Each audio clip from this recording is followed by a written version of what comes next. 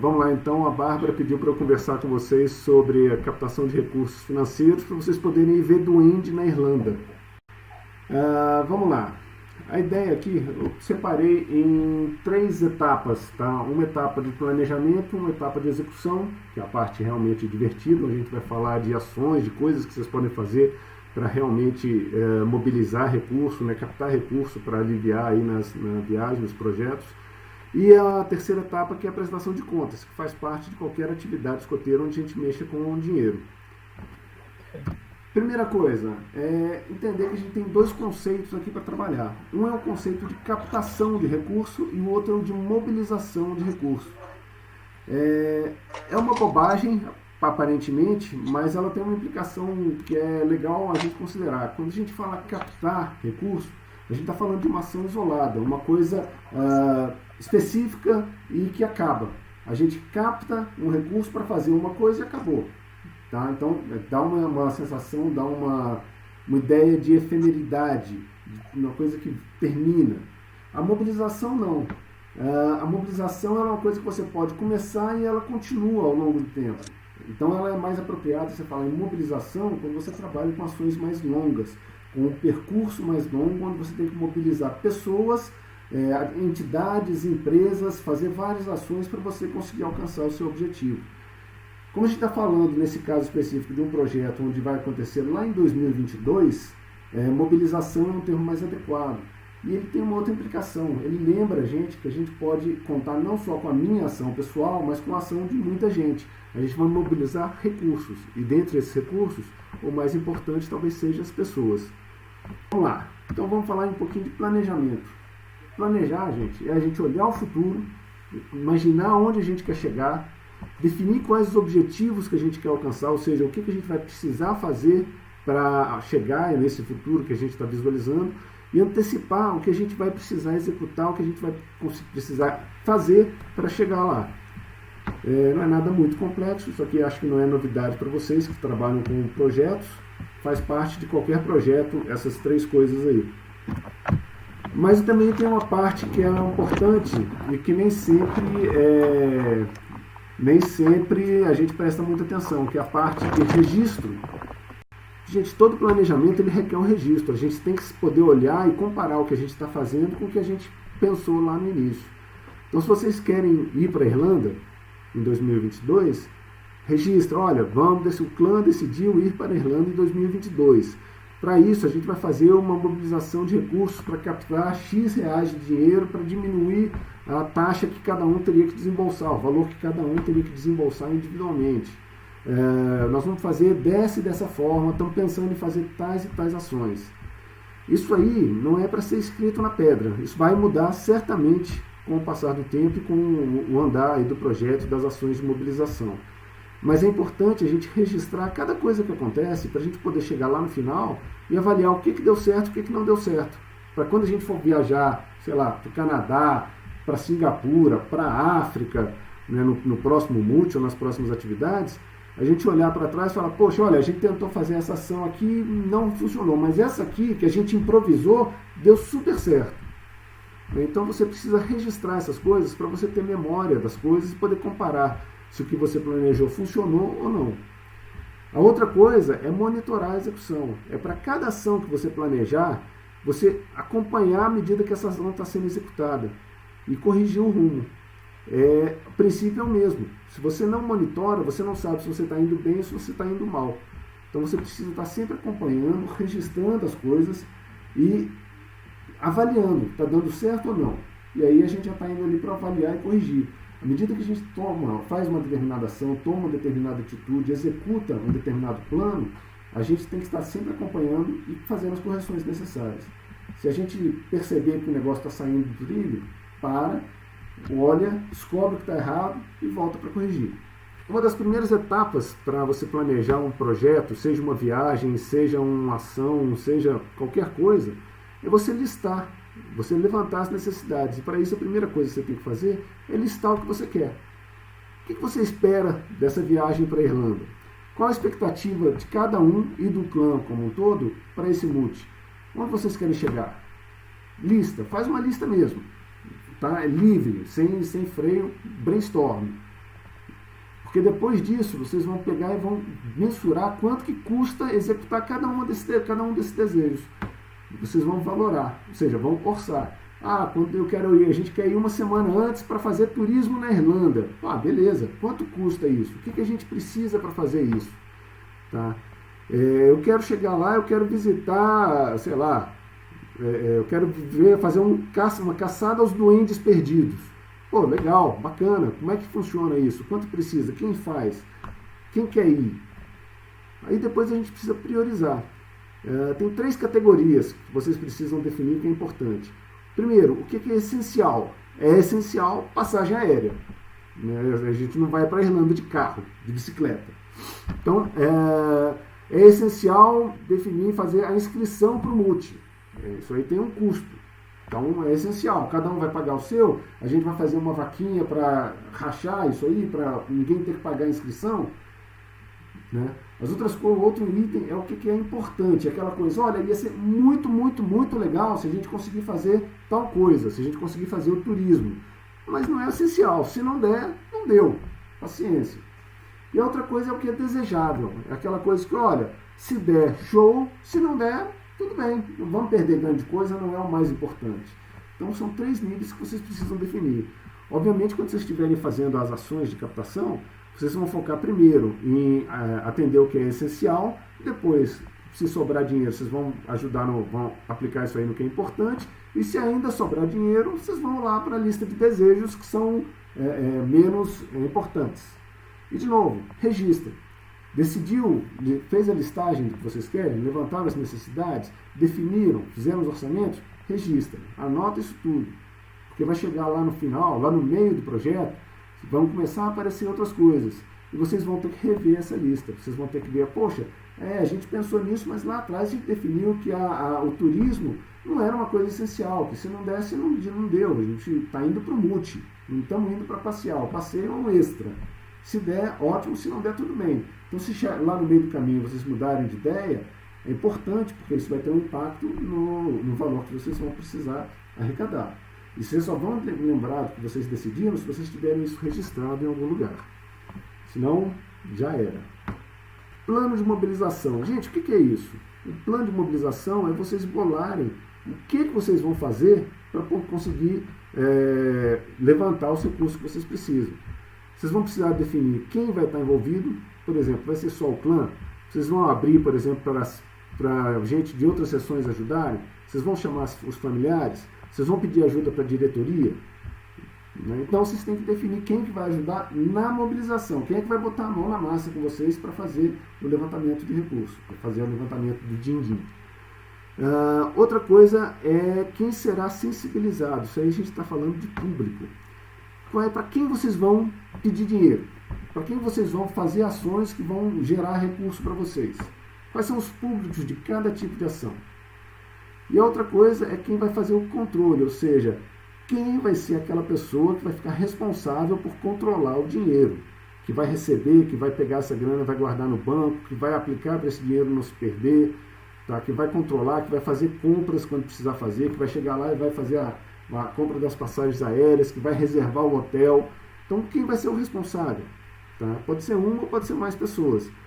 Eu só recomendo que isso seja muito claro e que esteja muito bem definida a responsabilidade de cada pessoa, especialmente quem está com dinheiro na mão. Tá? Esse cara, essa pessoa, é fundamental que esteja claro, que seja transparente, que todo mundo saiba quem é e que essa pessoa tenha um controle muito bom. Porque com dinheiro é danado, gente. Todo mundo é muito amigo, todo mundo é super legal, até a hora que dá problema com o dinheiro. Quando sumiu o dinheiro, quando tiver problema, poxa, comprou isso, mas não era para ter comprado, isso aqui ficou caro, aí é complicado. Então é melhor a gente anotar e definir isso com muita clareza e muita transparência. Quem que vai ser responsável, como que vai ser a prestação de contas, quem que vai ter acesso a esses valores, se vocês vão botar, por exemplo, uma planilha com todos os recursos, todo o dinheiro que é arrecadado, tudo que é comprado, e essa planilha vai estar compartilhada com todo mundo. Mas só o responsável é que mexe na planilha, que altera.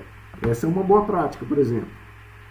Ou se vocês vão fazer, por exemplo, reuniões mensais, onde o responsável vai fazer uma prestação de contas. Fala, gente, até agora a gente arrecadou tanto, gastamos tanto, temos que arrecadar mais tanto, a gente está dentro da meta, porque até esse mês agora a expectativa era arrecadar R$500, a gente já arrecadou 550, então tá show, ou não, né? Pô, gente, era para arrecadar 500, só arrecadamos 300, então a gente está precisando dar um gás.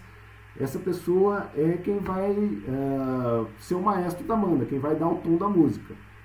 Quem vai chegar e falar, gente, ó, precisamos correr, ou gente, está tranquilo, temos dinheiro sobrando, não temos. E registrar de novo isso tudo. Monitoração e acompanhamento. É essa coisa, como é que você vai acompanhar isso aí? Não adianta você chegar e fazer um monte de ação e não saber se está dando certo, como é que está acontecendo, se a coisa está dando resultado ou não, o que funcionou, o que não funcionou.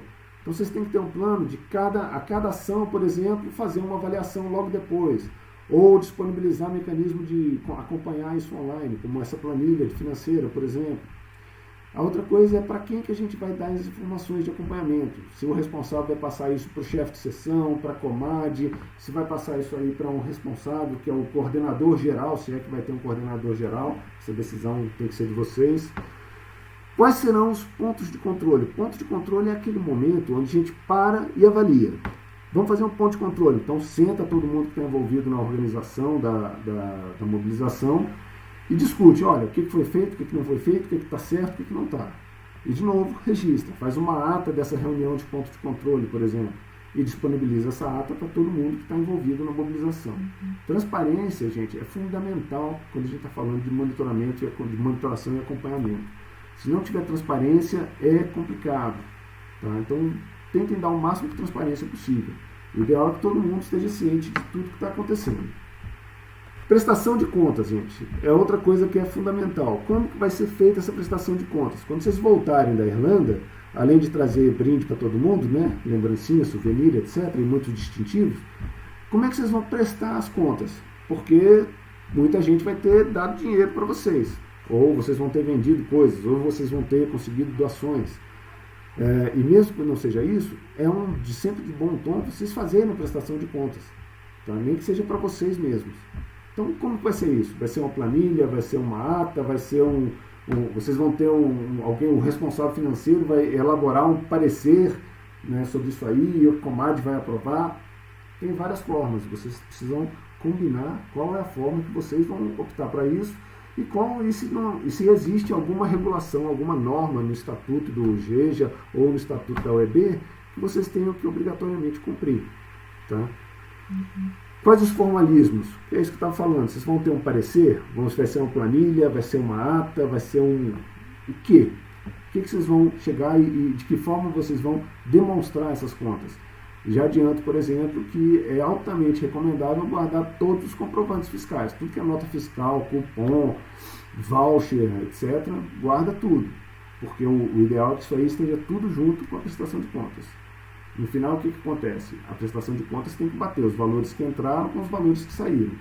Então, se você diz que gastou R$500, você tem que ter comprovantes que demonstrem que você gastou 500, não 550, não 600. Se você arrecadou... Isso que assim, está sugerindo dessa prestação de contas seria numa situação que, tipo... Vamos supor, 5 pessoas juntaram um tanto de dinheiro, né? Aí pagou o essencial, que é tipo, né? Você já chega no hotel, você já paga, já comprou as passagens, o dinheiro já saiu e tudo e tal. Aí sobra um dinheiro. E aí vamos supor para a lista de desejos, né? Que você falou lá. Aí seria para essas coisas a prestação, tipo, não seria mais fácil, tá? Já que sobrou esse X de dinheiro, vamos pegar esse X, dividir por 5. E aí, cada um sabe o que faz com o seu dinheiro, né? Porque eu acho que, por exemplo, você falou daquela pessoa responsável, né? Que vai cuidar da planilha, tal e tal, organizar. É uma responsabilidade muito grande também, né?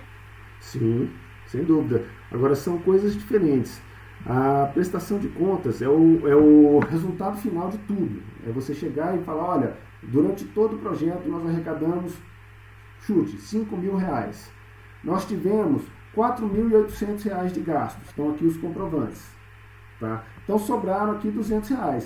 E a decisão do que vai ser feito com esses R$200 é de vocês. Ela também deve estar registrada na prestação de contas. Aliás, é uma outra decisão que é legal para você tomar lá no início. Tá? O que vai ser feito com o dinheiro que sobrar? E se faltar? Vocês têm que decidir. Por exemplo, esse dinheiro pode ser, como você falou, dividido por todo mundo. Não tem problema absolutamente nenhum. Tá? Afinal, foi uma mobilização que vocês fizeram. Mas vocês também podem chegar à conclusão de que ele vai ser aplicado em comprar coisas para o clã. Ou vai para o caixa do clã para a próxima atividade. Tá? Então, essa decisão é de vocês, mas ela tem que estar registrada. O que é complicado é chegar lá no final e descobrir que sobraram, sei lá, R$500. E aí, o que a gente faz com ele? Aí um concorda, o outro não concorda, um quer dividir porque está sem dinheiro, o outro fala, não, eu tenho dinheiro, então eu não preciso, vamos botar aqui no clã para a gente comprar, vamos aplicar isso aqui para a próxima viagem.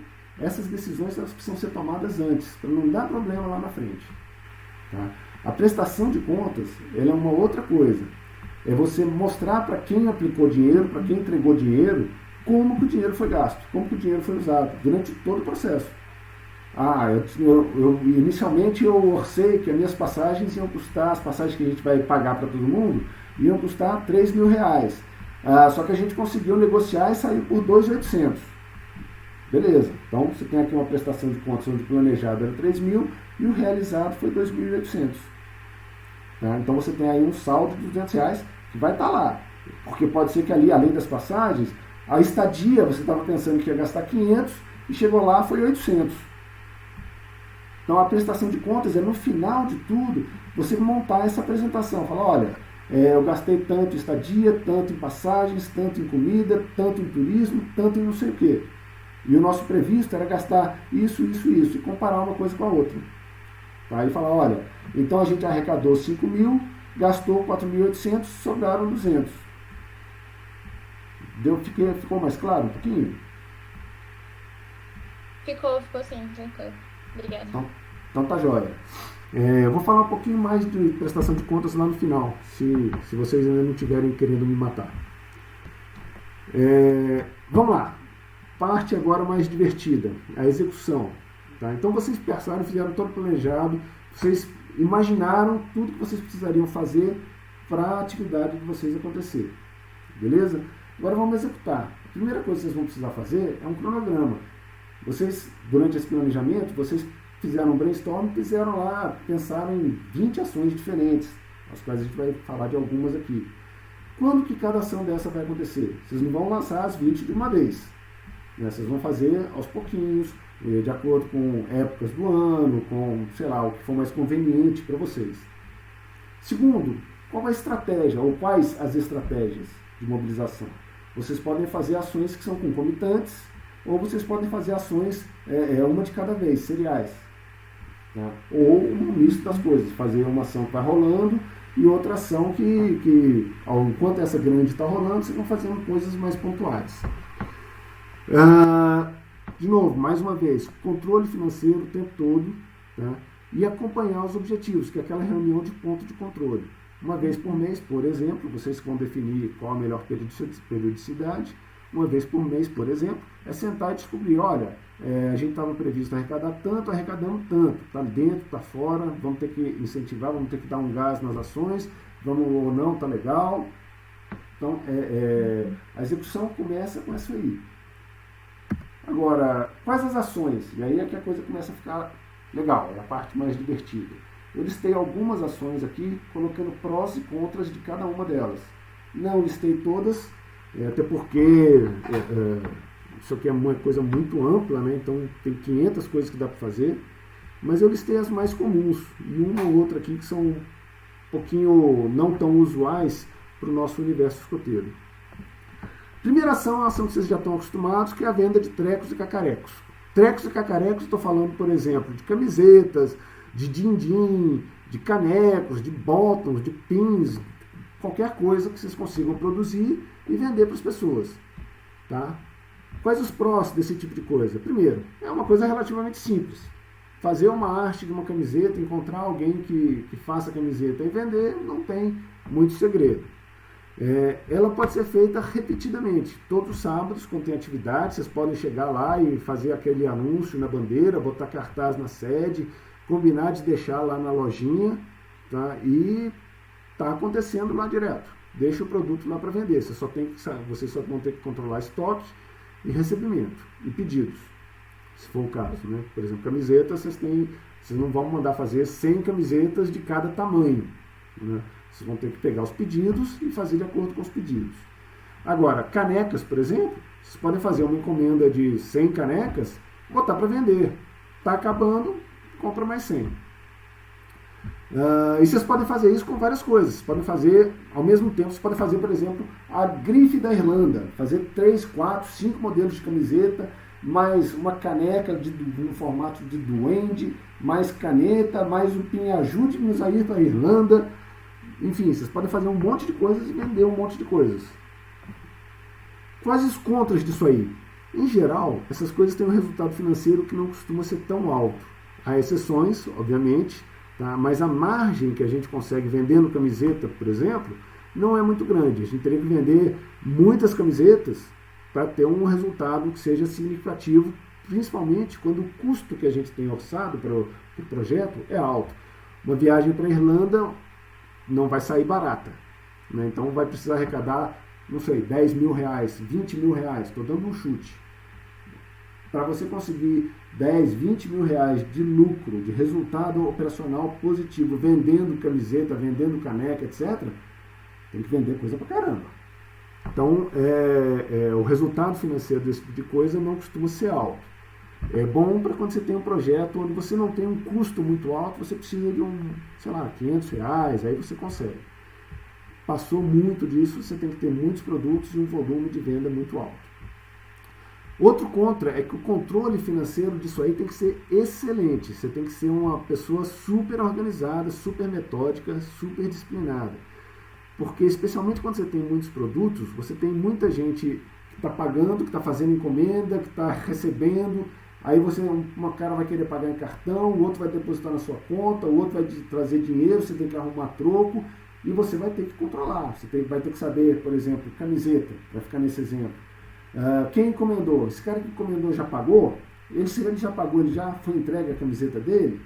Tá? E se foi entregue, beleza, o fornecedor já recebeu? A gente já pagou o fornecedor?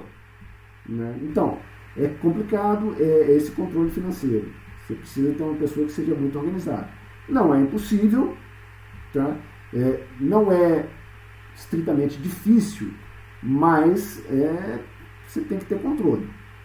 Segundo, terceiro contra, aliás, a venda dessas coisas exige um esforço razoável. Você tem que criar o que você vai vender.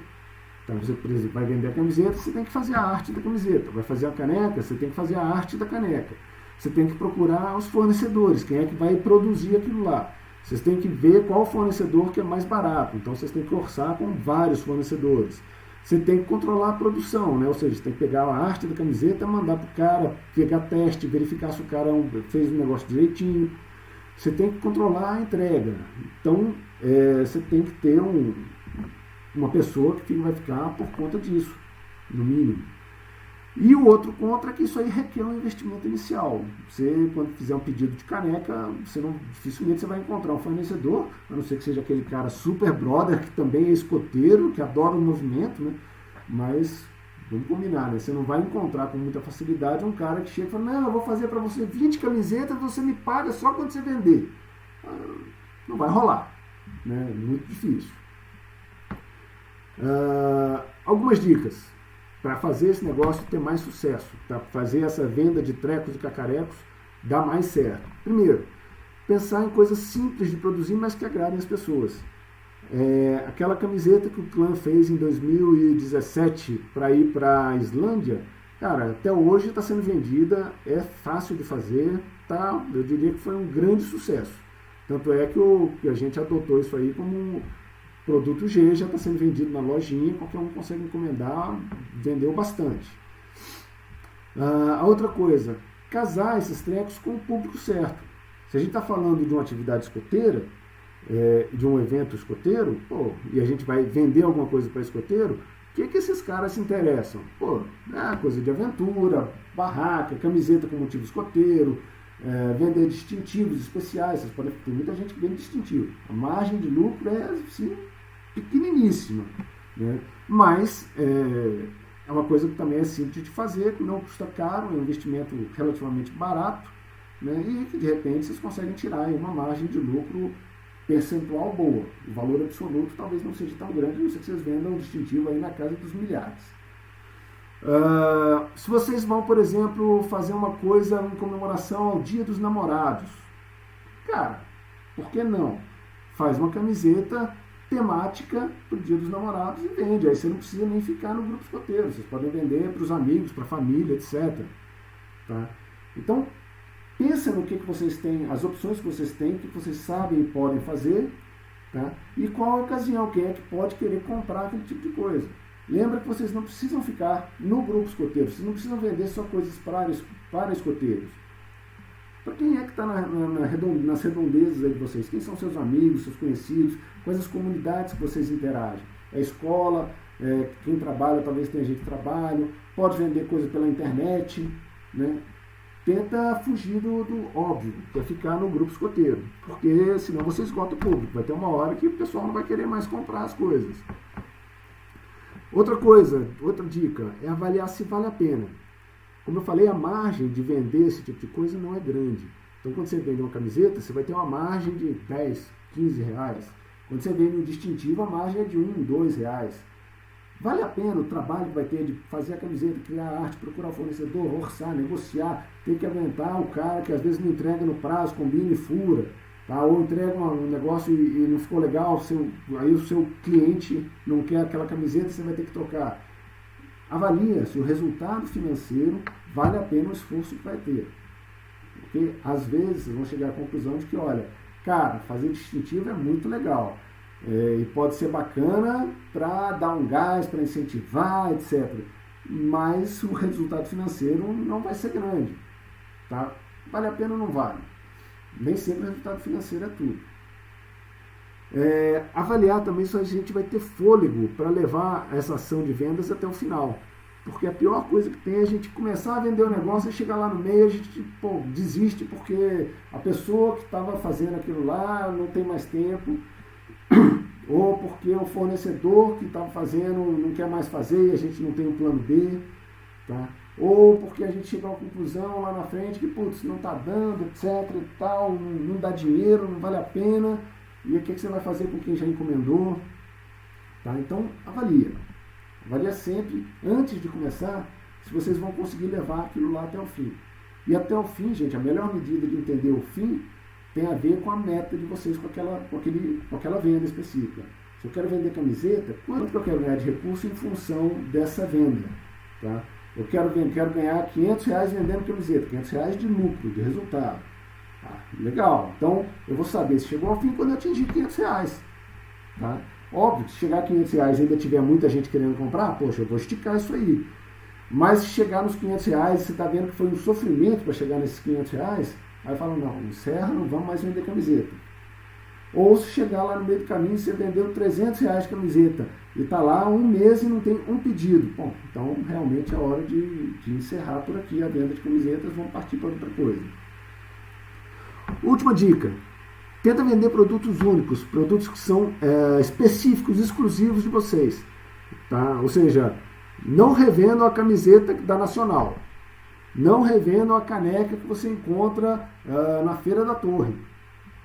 Faz a sua, específica, própria, personalizada. Tá? Me ajude aí para a Irlanda. Okay? Ser escoteiro vale a pena. Viajantes do mundo. Né? Ou seja, coisas que são únicas, exclusivas. As pessoas valorizam mais.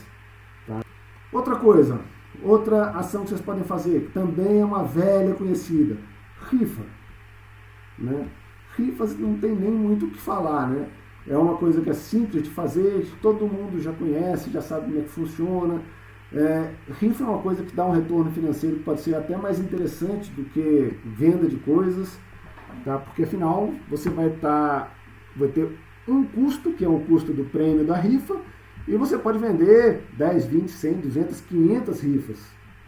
Então, o resultado final vai ser muito melhor em termos de margem, em termos de resultado, de lucro, do que vender alguma coisa onde você vai ter um custo maior para cá, porque você vai ter que comprar cada produto que você vai vender, você vai ter um custo de comprar aquele produto. Você vai ficar só com a margem daquele produto. Na rifa, você comprou uma vez e vai vender, vai diluir esse custo em 200, 300, 500 rifas. A rifa também pode ser repetida. Você pode fazer uma rifa agora, aí no mês que vem faz outra, aí daqui a 2 meses faz outra. Só não faz uma rifa toda semana porque ninguém aguenta. Contra, o que não é legal na rifa? Tem gente que não gosta de ser abordado para comprar a rifa, né? Então, às vezes, fica uma situação chata. Segundo, para você, principalmente quando você tem rifas muito grandes, né, com muitos números, muitos tickets, né, muitos bilhetes para vender, você tem que ter muita gente vendendo. Então, cada um tem que ter aquela cota e tem que se esforçar para vender a sua cota. Então, requer um esforço individual das pessoas. Se eu tiver, por exemplo, 10 blocos de rifa e só um fazendo força para vender, não vai dar certo. E o outro ponto contra é que também requer um investimento inicial, mesmo que esse investimento inicial não seja tão significativo, mas eu recomendo que seja. Tá? Eu recomendo que, tá aí na dica, deixa eu passar logo, que o produto que vocês vão rifar, né, seja atrativo. Cara, uma coisa é você vender rifa para escoteiro, onde o que está sendo rifado, né, vai ser, sei lá, uma barraca Taj Mahal, né, de 10 lugares com altíssimo nível de acabamento, aquela barraca sonho de consumo. Cara, os escoteiros vão ficar a fim de comprar isso aí, de comprar essa rifa para tentar ganhar. Né? Outra coisa é você chegar e vender, não, vou rifar aqui o Guia do Caminho da Jungle. Pô, né? Vamos combinar, né? Outra coisa, outra dica. Quanto mais bilhetes, maior o resultado. Isso é óbvio. Mas às vezes a gente esquece disso e compra aquelas rifas pré-feitas, né? Que tem aquela folhinha com um monte de nome de pessoas que tem 100 nomes. Ah, legal, 100 dá uma coisa bacana. Mas você também pode fazer rifa que está atrelada ao sorteio da Caixa Econômica Federal, da Loteria Federal. Tá? Aí você pode vender milhares de rifas. Outra coisa, outro cuidado aí, avalia bem se vocês vão envolver os amigos para vender as rifas, porque vocês podem ganhar mais gente para vendendo, tem horas que isso é muito bom, mas por outro lado o amigo não vai comprar, né? Então avalia. Em geral envolver amigos é uma boa, tá? Mas nem sempre. A última dica, gente, eu não sei se vocês sabem, mas tem algumas soluções online de rifa, de venda de rifa. Eles automatizam e ajudam todo o processo de venda, adesão, e vocês podem também pegar e fazer a rifa online e abranger muito mais gente. Ou seja, ao invés de vocês fazerem no âmbito do grupo escoteiro, da família, da escola, cara, vocês estão fazendo para Brasília, para o DF, para o Brasil, para o mundo. Né? Então fica uma coisa muito maior. Vale a pena dar uma olhadinha nas plataformas. Eu coloquei 3 aqui para vocês darem uma olhada. Tem outras, tá? E é entrar em cada uma, ver quais são as regras, quanto custa. Algumas são gratuitas, outras não. Tá? Mas, no mínimo, olhar para ver o que eles têm para oferecer é uma boa. Beleza? Próxima ação. Patrocínio. Essa já começa a ser uma ação que não é tão comum, né? Às vezes a gente pede patrocínio para alguma atividade muito específica, mas é raro, a gente não vê isso no dia a dia, né? Nos projetos que a gente faz. Mas patrocínio é uma coisa legal, é uma coisa que rola, é uma coisa que tem resultado, se você tiver persistência. As melhores formas de conseguir patrocínio não é com vocês pedindo dinheiro, é vocês pedindo alguma coisa que a empresa vende que vocês vão participar. Exemplo óbvio, numa viagem para a Irlanda, é chegar numa companhia aérea e tentar negociar alguma forma de patrocínio. Tá? Algumas oferecem, outras não. Não é fácil, mas imagine se vocês conseguirem de uma TAM, ou sei lá qual é a companhia aérea que vai para a Irlanda, vocês conseguirem 20, 30, 40% de desconto nas passagens. Porra, é uma grana considerável quando a gente pega e vê quantas passagens a gente vai precisar. Imagina que vocês vão precisar comprar casacos e vocês conseguem o apoio de uma empresa de uma C&A, de uma, sei lá, uma empresa que vende casacos de couro. Ela vai dar casaco para todo mundo. Então, isso é legal, isso é bacana. Em alguns casos, também tem empresas que dão um recurso financeiro mesmo, que ela fala, poxa, eu acredito no movimento escoteiro, eu sempre quis ajudar, mas eu não tenho nenhum produto que vai ser interessante para vocês, mas eu estou disposto a ajudar vocês com R$1.000, R$2.000, R$3.000, sei lá, eu vou pagar para vocês o hotel, eu vou pagar uma parte da passagem, eu vou pagar a inscrição. Tá? Então tem empresas que fazem isso também. Uma outra vantagem de patrocínio é que você pode construir um relacionamento para longo prazo. Ou seja, vocês podem ter um patrocínio para essa atividade, mas se o cara sentir que vocês foram sérios, que o negócio foi bacana, que vocês usaram bem o recurso, que vocês cumpriram o que vocês prometeram, inclusive de contrapartida, porque em 99% dos casos você tem que dar uma contrapartida para o patrocinador, cara, de repente, da próxima vez que você tiver um projeto, você chega nesse cara e ele vai ter muito mais facilidade de ser convencido a ajudar de novo. Né? Porque ele já vai ter uma experiência prévia onde ele viu que o que ele investiu deu resultado, deu certo, vocês usaram bem o dinheiro, foram responsáveis. Então é mais fácil pedir de novo. Agora, quais são os contras de vocês correrem atrás de patrocínio? Primeiro, é um esforço danado. Tá? Dificilmente você vai conseguir patrocínio na primeira empresa que vocês vão. Vocês têm que correr atrás, vocês têm que procurar várias empresas. Tá? Na verdade, eu tenho uma média aí que para cada... Eu exagerei um pouquinho aqui. Para cada 50, uma patrocina. Eu exagerei um pouco, mas não foi muito não. Talvez para cada 20 empresas, uma patrocine. Então vocês têm que visitar muita gente, vocês têm que conversar com muita gente. Você consegue melhorar isso aí se você tiver gente que conhece gente. Ou seja, pai de alguém é empresário do setor, pai de um amigo. Bom, mais fácil chegar no pai desse amigo e conversar com ele para ver se ele patrocina do que chegar numa pessoa que você não conhece. Então, isso já é uma dica. Peçam patrocínio preferencialmente para quem vocês conhecem ou através de um contato que vocês acham que possa ajudar. Outro contra aqui é que as empresas normalmente pedem algum tipo de contrapartida. Por exemplo, o que é mais comum? É divulgar a marca da empresa. Então, se você conseguir a passagem aérea da TAM, a TAM com certeza vai querer colocar a logomarca dela no material de divulgação, na camiseta, no site do Geja, etc. e tal. Então, isso aí tem que ser avaliado. E quando é esse tipo de coisa, por exemplo, colocar a marca no site do Geja, né? Vocês precisam conversar com a diretoria antes.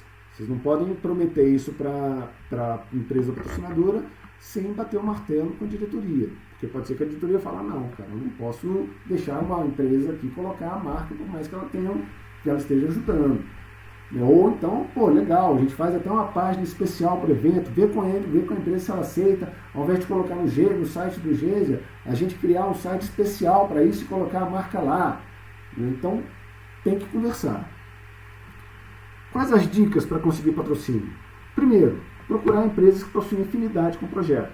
Então, se vocês estão viajando, passagens aéreas, hotéis, né, esse tipo de coisa. Persistir é preciso. Então, não desistir no primeiro não que vocês tomarem, porque vocês vão tomar muito não. Quem está correndo atrás de patrocínio, o que mais está acostumado é ouvir não. Então tem que persistir. Mais cedo, mais tarde, vocês vão ouvir um sim. Outra, conversar com as pessoas que vocês conhecem. Ou seja, aquilo que eu estava falando. Pega uma indicação de uma pessoa que vocês já conhecem. Poxa, se eu conheço um cara de uma empresa, ô Bruno, você não conhece o cara lá da empresa tal? Será que esse cara tal para conversar com a gente, para patrocinar a nossa viagem para a Irlanda? Ô chefe Átila, você conhece várias empresas aí, é um cara super conectado. Será que alguma dessas aí não topa patrocinar a gente? Chefe Bárbara, você está em contato com um monte de gente por causa do seu trabalho? Enfim, pede indicação. Porque se você chegar com um caminho mais certo, é mais fácil de você conseguir. Outra dica, montar uma proposta de patrocínio. Conversar é essencial. Mas as empresas não vão decidir isso na hora. Você não vai chegar lá numa visita e sair com um sim na hora que você for lá, na primeira conversa. As empresas vão querer alguma coisa para elas darem uma olhada, para pensar. Então monta uma proposta de patrocínio. Tem vários modelos disponíveis na internet. Se vocês quiserem, eu posso mandar alguns que eu já fiz também para vocês, profissionalmente. E isso aí, o que vocês vão ter nessa proposta de patrocínio? Vocês vão falar o que vocês querem, tá? Ou seja, o que é o projeto de vocês, por que esse projeto é interessante para vocês, por que ele é interessante para a empresa e como que a empresa pode ajudar. E o que vocês oferecem em troca, basicamente. Não precisa ser uma coisa extensa. Aliás, eu recomendo que não faça uma coisa muito longa. 3, 4 páginas está assim, de excelente tamanho. Mais do que isso, o cara não vai querer ler. Tá? E 3, 4 páginas assim, arejadas, sem ser 3, 4 páginas de texto de cima a baixo, pelo amor de Deus. Então, uma coisa assim bem tranquila nesse sentido, mas que seja clara e objetiva. Tá? E, de novo, persistir continua sendo preciso, porque para cada proposta dessas que vocês deixarem, para cada 20 propostas, uma talvez o cara se interesse em dar um retorno. Tá? Então, você tem que ter paciência. Mas, por outro lado, se der certo, o patrocínio vocês podem conseguir uma bolada importante de uma vez só. Outra coisa, essa aqui, gente, é impressionante, porque é uma coisa que todo mundo pode fazer e raramente a gente pensa nela. É prestar serviços. Pô, especialmente vocês já têm uma certa idade, maturidade, para oferecer serviço para as pessoas, para as empresas. Gente, prestar serviço é uma coisa interessante. Vocês podem desde oferecer para, sei lá, lavar o carro, cortar grama, passear com o cachorro, ficar de babá, produzir alguma coisa, ajudar na tradução de um material para quem fala inglês, revisar um texto. Então tem 500 coisas que a gente pode fazer como prestação de serviço. E vocês podem fazer isso de maneira individual, né? E aí vai na captação de recursos individuais, ou seja, eu vou trabalhar para garantir a minha parte. Mas vocês também podem montar um esquema em grupo. Vocês podem chegar e falar, ok, o clã agora vai ser o clã limpa-limpa. Então, se você está com a sua casa suja, contrata o clã que a gente vai aí dar uma faxina na sua casa. Esse é um exemplo bem bobo, tá? Mas é um exemplo. O que vocês podem fazer como clã para prestar um serviço para alguém? Obviamente, um serviço remunerado. Quais são as coisas legais disso? Primeiro, além de captar dinheiro, né, vocês ganharem dinheiro, vocês podem ter a oportunidade de desenvolver habilidades específicas. Vai que alguém resolve, por exemplo, fazer um serviço, uma prestação de serviço de criar um site. Tá? E aí isso aí vai envolver o cara que mexe com programação, o designer, o fotógrafo, o cara que escreve, ou seja, vai envolver algumas pessoas, 2, 3 pessoas. E vai que isso aí não acaba se transformando numa profissão, você descobre que você gosta desse trem. Então, né, você pode desenvolver uma habilidade legal. Segundo, prestar serviço é uma forma de você ser valorizado pelas pessoas, também por você mesmo, né? Quando você começa a demonstrar o que você sabe fazer, as pessoas começam a te olhar de um jeito diferente. Fala, pô, cara, esse cara aí é legal. Poxa, de repente pode até gerar uma oportunidade profissional. Cara, pô, que legal, eu já estou aqui trabalhando com design na minha empresa, precisando de um designer. E olha só que bacana, o pessoal do clã montou um site. Será que um deles não consegue ter um perfil para encaixar aqui e eu não contrato esse cara? Porque já tem o benefício de ser escoteiro. A outra coisa bacana de prestação de serviços é que você pode continuar isso aí depois do projeto, né?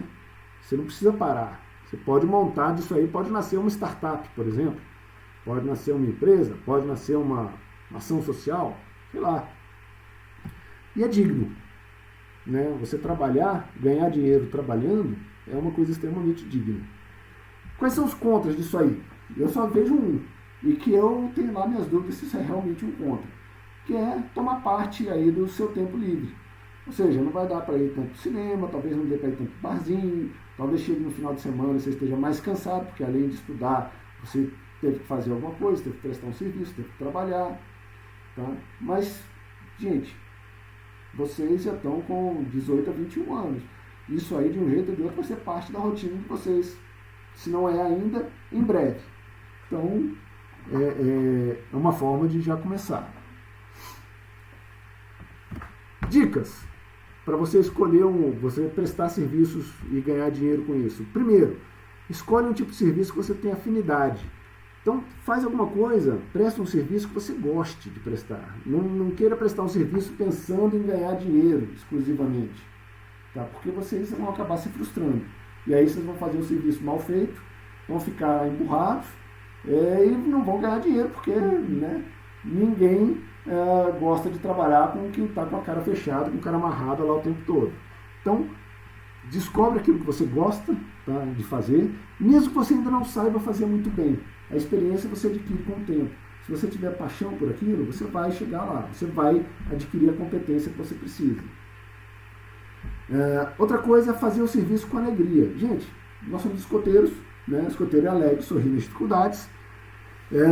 Então, quando vocês estiverem prestando um serviço, isso vale, obviamente, para qualquer outra coisa, faz com alegria, faz com prazer, faz com vontade, tá?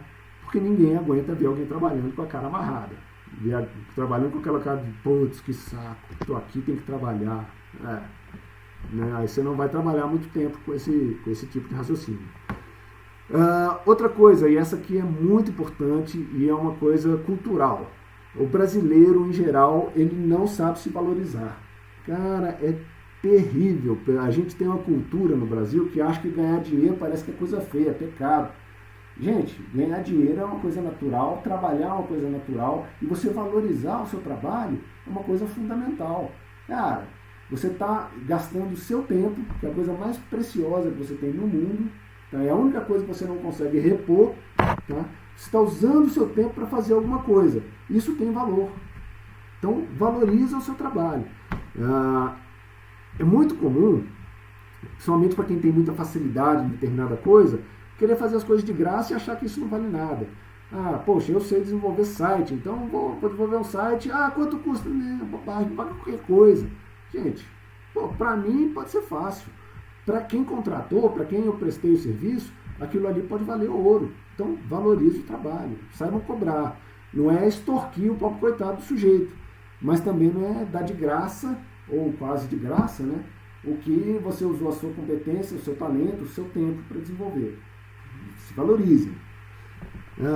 Seja proativo, ou seja, sempre que vocês puderem, mostrem para quem vocês estão prestando o serviço que vocês estão fazendo uma diferença. Tá? Ou seja, além de se valorizar, mostra que você é uma pessoa que está realmente contribuindo, que você está lá ajudando. Não esperem reconhecimento. Façam que as pessoas te reconheçam. Okay? Ou seja, não façam só o que te mandam fazer, o que te pedem para fazer. Tenta sempre pensar naquela coisa, poxa, legal, me pediram para fazer isso. O que mais que eu posso fazer que vai ajudar o cara a atingir o objetivo que ele quer? O que eu posso fazer além? Tá? Com isso aí você consegue reconhecimento, você consegue conquistar postos de trabalho, você consegue, enfim, avançar muito na vida de vocês. Isso vale para captar recurso e vale para o trabalho, para o mercado de trabalho. Outra dica aqui é, se você não tem experiência, se você nunca trabalhou, você nunca fez uma prestação de serviço, não tem problema nenhum. A recomendação é que você comece com as coisas simples. Tá? Cara, você quer fazer o design de um site?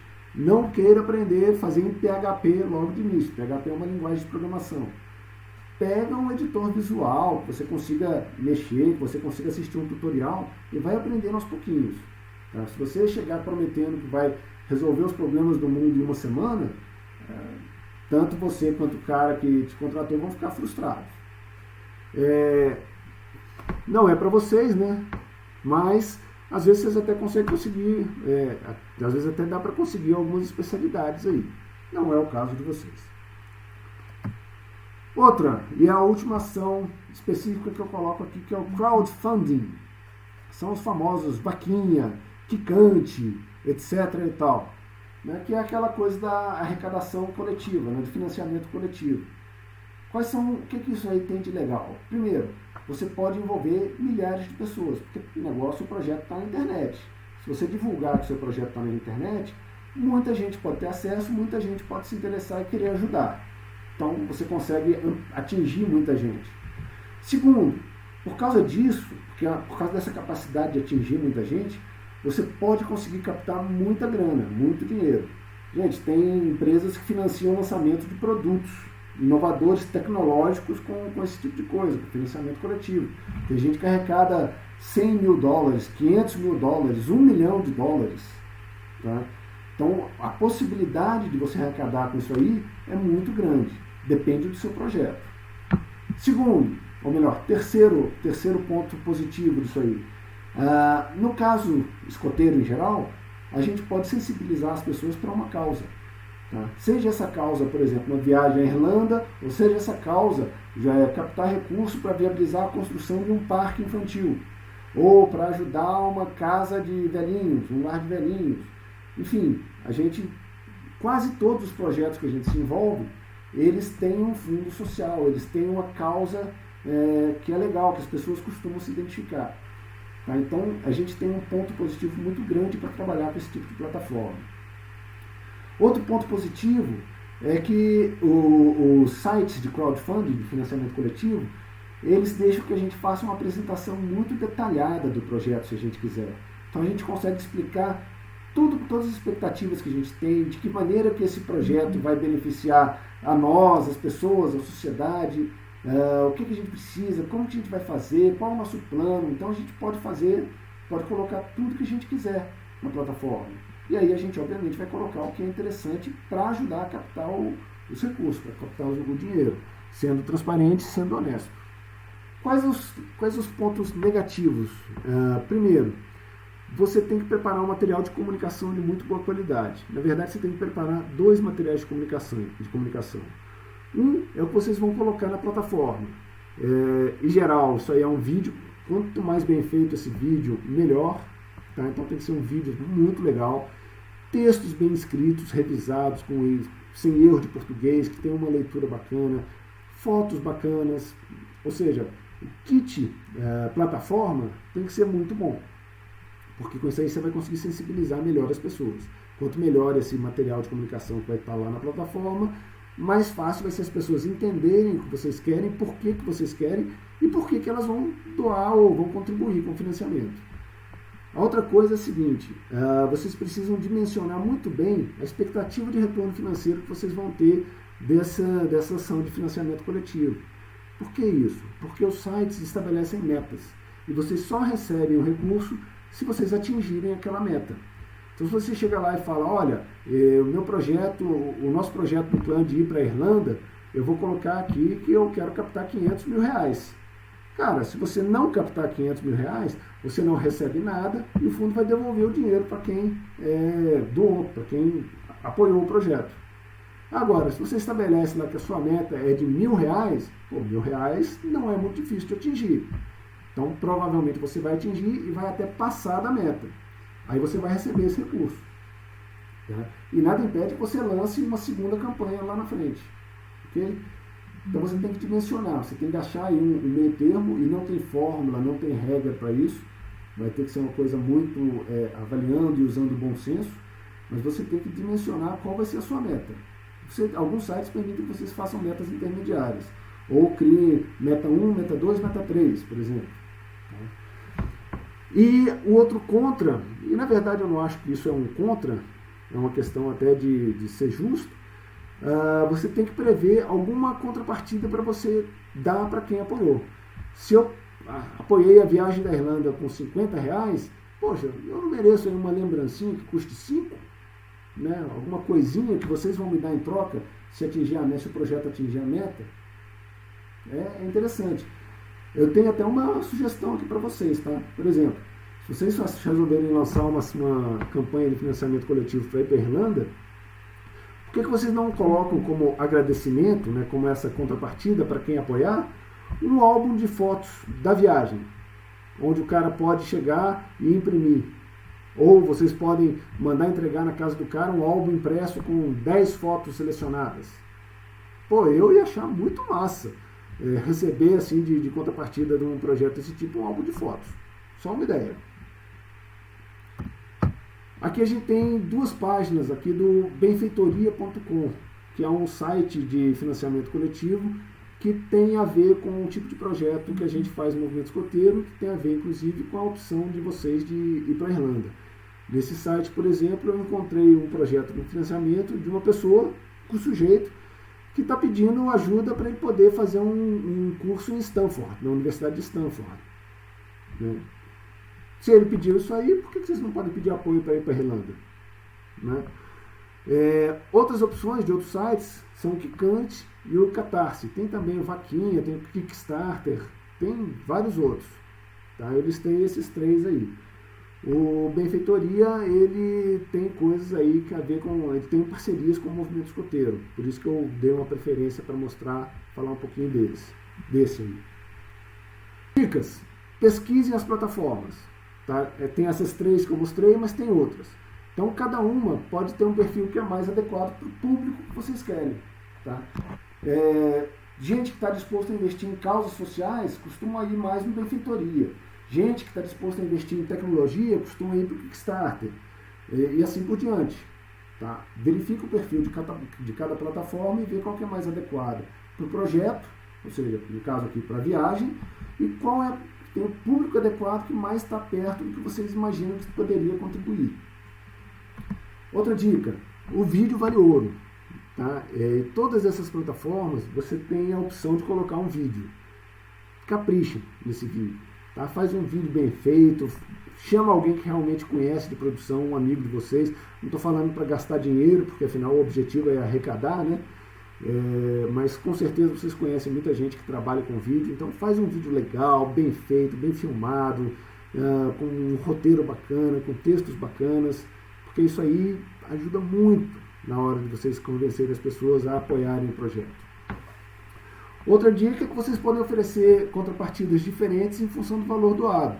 Vocês podem falar, quem apoiar com R$10 vai ganhar uma carta de agradecimento, vai ganhar um cartão postal. Quem contribuir com R$100 vai ganhar um álbum de fotos. Coloca lá 3 faixas de valores, 10, 50, 100, por exemplo. Tá? E coloquem agradecimentos diferentes, contrapartidas diferentes de acordo com o valor. Quem doar R$10 ganha um cartão postal personalizado. Tá? Quem contribuir com 50 ganha uma caneca. Quem contribuir com 100 ganha uma camiseta e um álbum de fotos de uma caneca e um cartão postal. Né? Escalone. Às vezes as pessoas falam, putz, eu vou contribuir com R$10. Mas aí o cara vai, R$10, mas olha, se eu contribuir com 50, eu posso contribuir, eu tenho 50 para contribuir, o que eu ganho? Cara, que legal, vou ganhar uma caneca, vai para a minha coleção de caneca. Vou contribuir com 50 com os caras, o projeto é legal, eu vou ganhar uma caneca. Então, a contrapartida incentiva as pessoas, ajuda. Não vai ser determinante, tá? Mas ajuda. Outras ações, gente, estamos quase acabando. Eu listei algumas. Agora tem muitas outras coisas que vocês podem fazer para mobilizar recursos, para mobilizar pessoas. Então, use a imaginação. Tá? Faz um brainstorm, vê o que vocês podem fazer, quais os recursos que vocês têm disponíveis. Recursos eu estou falando de pessoas, de locais, de ambientes, coisas que vocês podem vender, criar, ações que vocês podem promover. E façam, executem. Lembrar sempre que ganhar dinheiro não é crime. Tá? Vocês não estão pedindo dinheiro para tirar das pessoas, para roubar, vocês não estão pegando esse dinheiro para passar a perna em ninguém. Tá? Vocês estão pegando dinheiro para investir numa atividade que para vocês é uma atividade educativa, cultural e que vai ter um benefício enorme para a vida de vocês. E vocês, como escoteiros, eu tenho certeza que vocês também vão ter um benefício na vida das outras pessoas. Então, você não precisa ter vergonha de ganhar dinheiro, de mobilizar recursos, de fazer ações onde vocês vão ganhar dinheiro. Outra, usa o grupo. Tá? O GEJA é um grupo grande, é um dos maiores grupos do DF, é um dos maiores do Brasil. Então a gente de repente tem contatos, tem pessoas, tem como contribuir com a captação de vocês de alguma forma. Em alguns casos a gente pode até contribuir financeiramente. Tá? A gente pode doar materiais, ou a gente pode mobilizar contato, viabilizar contato com outras instituições em nome do GEJA. Às vezes é mais fácil conseguir em nome do Bruno, ou da Bárbara, ou do André, ou do Guilherme, do Henrique, ou da Luna, etc. Tá? Às vezes o GEJA, como instituição, tem mais força para conseguir um patrocínio, por exemplo, do que uma pessoa individualmente. Então, use o grupo, conversa, chefe, estamos com essa ideia, será que o GEJA consegue ajudar de alguma forma? A gente vai parar, vai conversar, vai trocar ideia, quem sabe a gente não consegue ajudar. Ok? Então, não é só o que eu apresentei aqui. Tem outras coisas que vocês podem fazer. Mas vocês vão ter que descobrir juntos. Vão ter que sentar e queimar massa cinzenta, gastar neurônio para descobrir. Finalizando, uma outra ação. Aplicar. Gente, tem aquela música que fala que dinheiro na mão é vendaval. É verdade. Tudo que vocês captarem ao longo da campanha de mobilização, aplica. Tá? Não deixa parado debaixo do colchão. Nem que seja abrir uma poupança, que é talvez o investimento de menor rentabilidade que tem. É o mais fácil, mas é o que rende menos. Mas poupança ainda é melhor do que deixar o dinheiro parado na conta ou debaixo do colchão. Tá? Avalie quais as opções. Se vocês tiverem alguém que conheça investimentos, troca uma ideia. Tá? Você tem poupança, você tem fundo, você tem N opções de investimentos. Algumas vão ser adequadas, outras não. Em função, vai depender do prazo que vocês vão deixar o dinheiro parado, aplicado, tá? E dos valores que vocês vão conseguir aplicar. Mas aplica. Bruno, Nem que seja em poupança. Diga. A NuConta, ela agora não está com rendimento muito alto, porque ela é baseada na Selic, a Selic está baixa, mas um ponto positivo dela é que o rendimento é diário. A poupança, ela rende por mês. Então, na poupança, se você não deixar o mês inteiro, não fizer o aniversário daquele dinheiro, você não pega o rendimento. Na NuConta, não. Como é diário, ele rende diariamente e tem liquidez diária também. Então, você pode sacar quando você quiser. Perfeito, perfeito. E isso aí tem a ver com o próximo item, que é avaliar a liquidez e a rentabilidade de cada tipo de investimento. A NuConta é um excelente exemplo. Não é só a NuConta que tem investimento e rendimento diários. Muitos bancos têm produtos onde você consegue aplicar automaticamente o que entrar na conta, já é aplicado e você pode, quando precisar, você saca e ele já resgata automático. Essas alternativas, elas são boas, elas já dão rendimento, não dão trabalho, porque você já aplica, você deposita, já aplica automático, quando precisa sacar, você não precisa pedir o resgate, já paga as coisas e já saca, já resgata automaticamente. Mas nem sempre elas são as melhores, porque o rendimento delas é menor do que uma aplicação de médio prazo, por exemplo. Eu não vou dar consultoria financeira para vocês, até porque eu sinceramente não estou qualificado para isso. Okay? Mas se vocês têm um volume de dinheiro razoável, okay? Vale a pena vocês pensarem em aplicar uma parte desse dinheiro em aplicações de mais longo prazo e uma parte deixar nesse tipo de aplicação da NuConta, de rendimento diário. Porque o rendimento diário, ele dá liquidez. O que é liquidez? É você ter acesso ao seu dinheiro quando você precisar. Tá? Se você fizer uma aplicação, sei lá, de 2 anos, cara, se você mexer nesse dinheiro antes de 2 anos, você perde juros, perde rendimento e ainda tem que pagar imposto, inflação. Ou seja, você vai sair com menos dinheiro do que quando você entrou.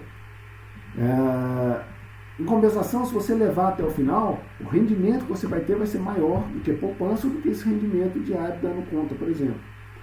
Por outro lado, tem coisas que você vai precisar gastar e vai ter precisando gastar o tempo todo. Aí o NuConta é uma boa opção, porque você vai ter um rendimento diário, mas você tem liquidez. A hora que você precisar sacar, você saca e você não tem perda. Tá? Vocês precisam avaliar e conversar com alguém que entenda disso para discutir, junto, de acordo com o projeto de vocês, quais as melhores opções.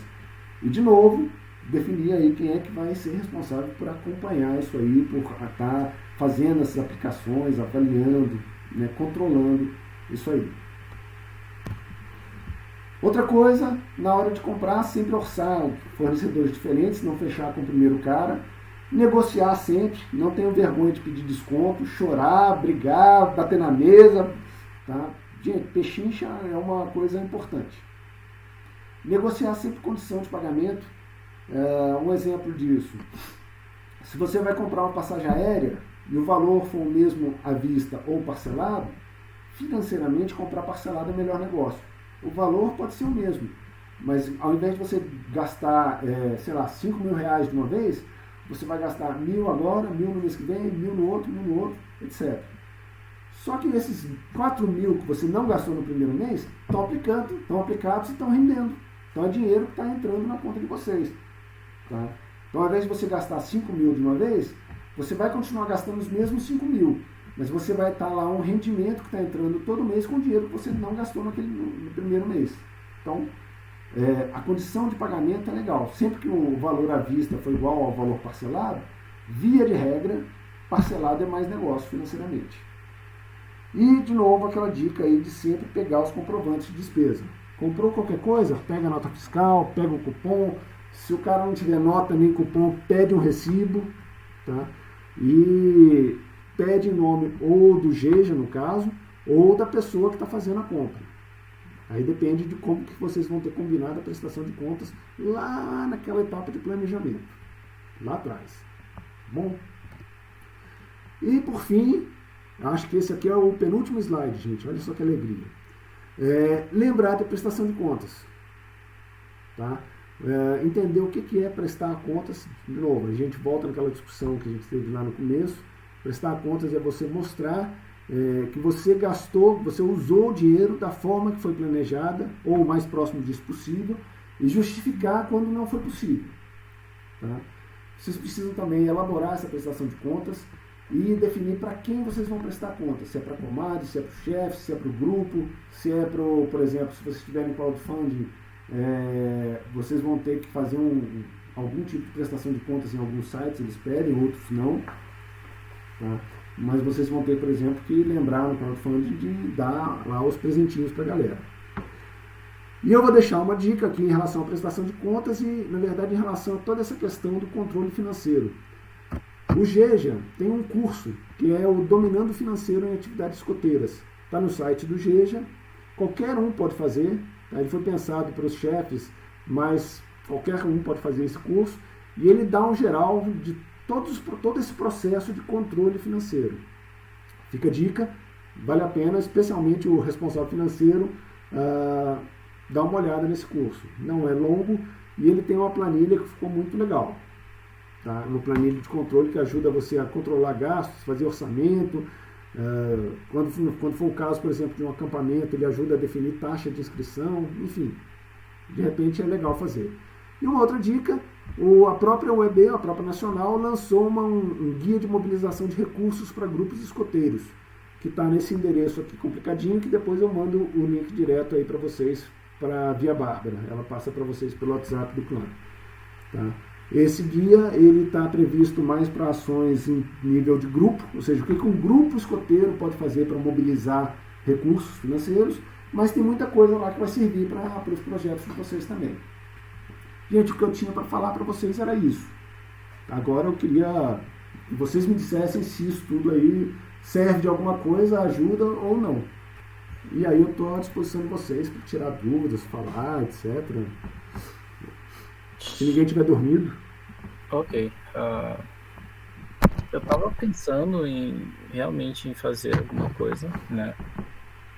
Porém, eu já tinha entrado nessa condição de que fazer serviço, prestar serviço e fazer comércio não era uma boa opção, porque demandava muito tempo e como o NB puxa muito, não rola. Pelo menos não para mim. Aí eu cheguei a uma ação de fazer um crowdfunding ou uma coisa mais educativa com o ponto de retorno financeiro. Eu cheguei ao ponto de usar isso como projeto de BP, unindo com reciclagem de plástico, porque eu já reciclava o plástico, que ensinava para a galera como funcionava no grupo escoteiro, fazia alguma apresentação e fazia o merchan, vendia e alguma coisa, porque eu já unia tudo que eu tinha que fazer logo e usava isso como os prêmios do crowdfunding, porque pegava mais rápido. Legal, é por aí. Nem todas as ações vão ser úteis ou viáveis para todo mundo. Né? Vocês precisam justamente, lá naquela etapa de planejamento, sentar e trocar ideia para ver o que vocês podem fazer em conjunto e o que cada um pode fazer individualmente. Tem gente que vai poder fazer ações de prestação de serviço, tem gente que não. Tem gente que tem projeto para crowdfunding, tem gente que não. Né? Casar isso tudo é a arte de vocês acharem as melhores soluções que vão atender o problema específico que vocês vão ter. Sim. Uma coisa que eu estava vendo é que entre as aplicações financeiras, a que valia mais a pena seria emprestar dinheiro para a empresa, porém você precisaria de uma empresa que fosse responsável, porque nem todo índice de valor, corretora de valores, eles têm um fundo que vai recobrir você se a empresa não devolver a tempo. Sem dúvida. Aí, mas dá um lucro muito maior do que você emprestar o dinheiro para o banco ou emprestar para o governo. E eu fiquei bem interessado. Sem dúvida. A dificuldade é que normalmente para você fazer um empréstimo para uma empresa o valor costuma ser alto. Né? Sim, Agora, depende.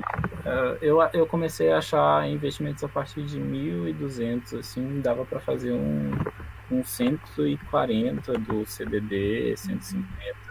É um valor até alto, assim. Não acha? sim, como eu falei, aí preciso estudar. Eu não conheço essa modalidade, eu não sou um especialista em investimentos. Tá? Mas estudar não custa nada, tem que ver isso aí e entender como que funciona. Você tem um risco alto. Em empréstimo de qualquer tipo, você sempre tem um risco alto. É por isso que o retorno costuma ser alto também. Alto, sim, a taxa de juros. Né? A taxa de juros é justamente um prêmio que você cobra pelo risco de estar entregando dinheiro para alguém que pode não te pagar. Sim. Então, quanto maior o risco, maior os juros. Eu tava vendo também outra coisa, é que o Nubank, com a taxa Selic, o dinheiro do clã rendeu R$ 3 em 4 meses. Tipo, não foi nada. É o que a Bárbara estava falando, né? Os rendimentos automáticos eles estão normalmente atrelados à Selic e quando a Selic está baixa, o rendimento é baixo. Sim. Mesmo que a Selic esteja alta, o rendimento automático desse tipo de aplicação não é muito grande, mas é melhor do que deixar parado. Sim, sim.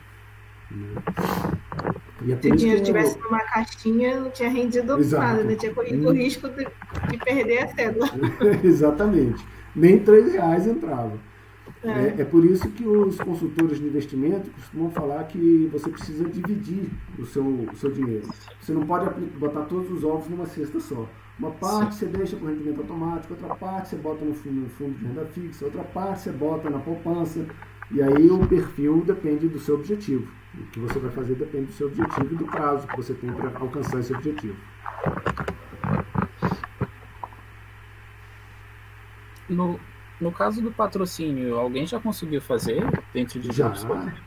Já sim, por exemplo, o próprio Geja, apesar de ter sido um patrocínio não tão seguindo a cartilha como eu falei aqui para vocês, no Multicom do ano passado a gente conseguiu o apoio de um monte de empresa. Do ano retrasado também, a gente conseguiu doação, conseguiu apoio de um monte de gente.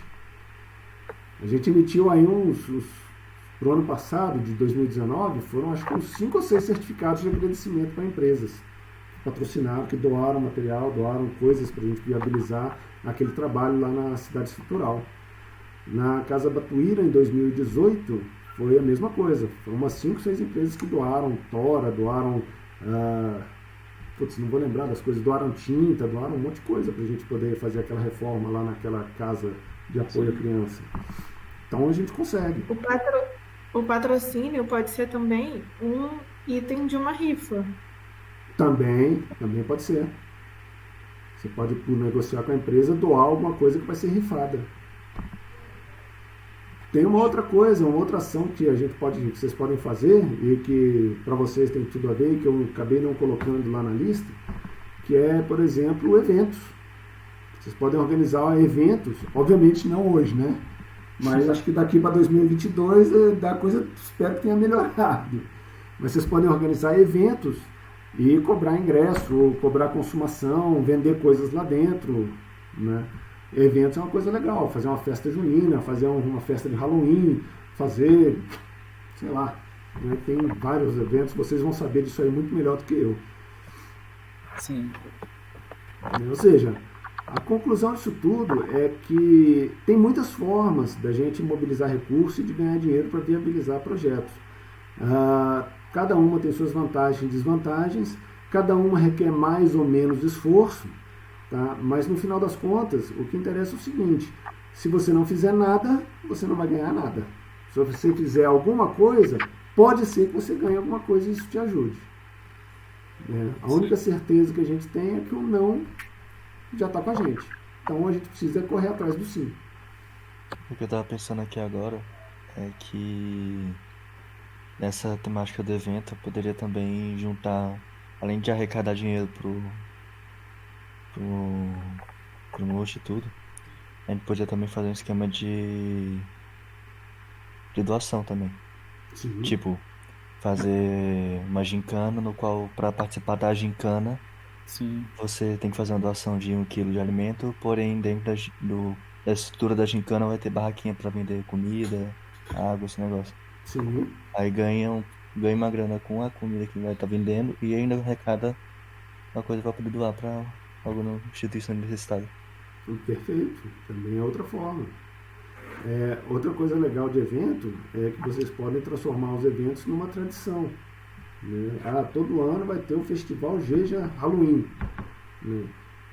E vocês começam a arrecadar dinheiro não só para o multi, mas para quaisquer outras atividades. Vocês podem chegar a ter um fundo do clã para financiar projetos para insígnia de BP, por exemplo. Ou para financiar outras viagens. Depende muito do que vocês querem fazer. Bom, gente, alguém quer falar mais alguma coisa? Tá. Bruno, queria agradecer a sua disponibilidade. Foi excelente para a gente sair daquela caixinha dos cacarecos, porque eu acho que em grupo escoteiro, quando você pensa em fazer uma mobilização financeira, a primeira coisa, e normalmente todo mundo cai nesse senso comum de vender caneca, vender chaveirinho, se você tem um propósito que necessita de um fundo maior, fica um pouco complicado. Então, abriu bastante assim a nossa mente, pelo menos a minha, espero que dos meninos também, para pensar outras frentes, outras possibilidades e entender que uma não anula a outra. O cacareca não precisa deixar de existir. Mas ele Exato. não pode, para esse tipo, para um multi, não dá para ser só ele. Exatamente. Queria te agradecer por falar com a gente, pela disponibilidade de tempo, foi muito bom. Muito obrigada. Então, tá bom, gente. Valeu. Beijo para Valeu. todo mundo. Obrigada, gente. Tchau, tchau. Tchau, Obrigado. tchau. Até mais. Tchau, valeu.